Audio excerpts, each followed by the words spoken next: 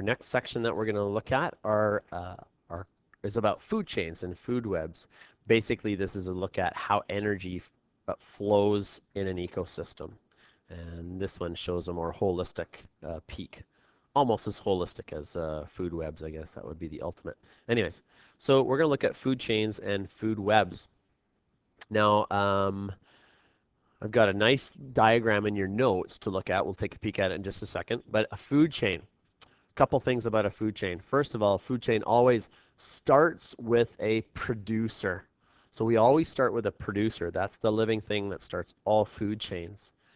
And it ends with a consumer of some sort.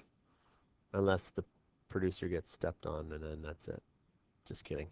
Okay, so it always ends with a consumer. And there's different types of consumers, as we'll take a peek at next. The other thing that I want to point out, and I'll say it probably a couple times as we go through this, is that the arrows, this part right here, actually I'm going to highlight it. This part right here, oops. Arrows in a food chain show the direction that the energy is flowing. That's very, very important. Okay, so that's the arrows show not what's being eaten by what, but it shows where the energy is going. So if you take a look at, I'll just show you this one really, really quick here. This is a land food chain. Starts with this plant right here. Gets eaten by the grasshopper, which is a herbivore, right? So that shows the energy of the plant going into the grasshopper. Then if that grasshopper gets eaten by the mouse, the energy is going to the mouse. So that's kind of how it works.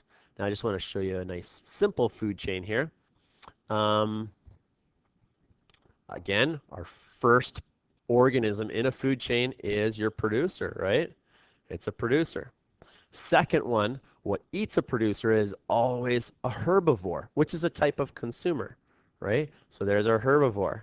And then we have different types of consumers, okay? The mouse eats both plants and meat, and that is called, if you'll remember, that's an omnivore, right?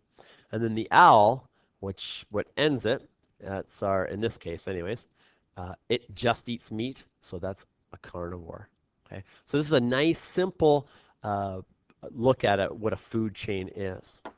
Okay. Now, most of the energy, like let's say the energy of this plant, okay, goes into the grasshopper. Most of it gets used by the grasshopper or given off into the environment as heat. So all the energy of this plant doesn't stay with the insect.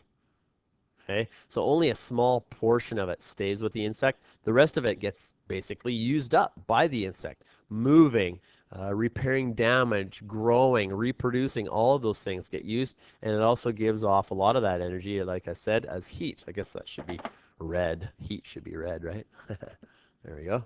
So that's all the heat coming off of that grasshopper. So that's really important. So when the energy of one organism gets passed on to the next, not much of it stays. Most of it gets used up.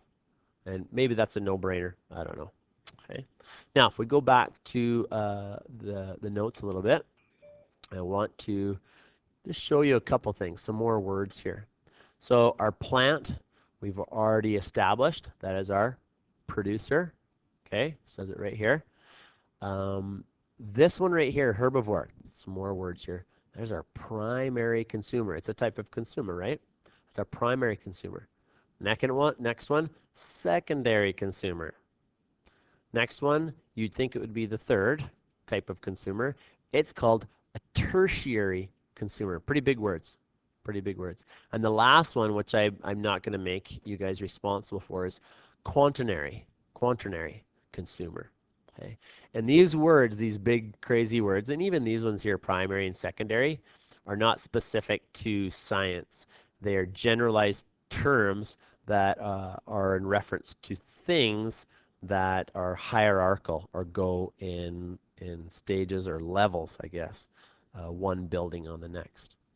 Okay, so this is the little bit on food chains. I'm just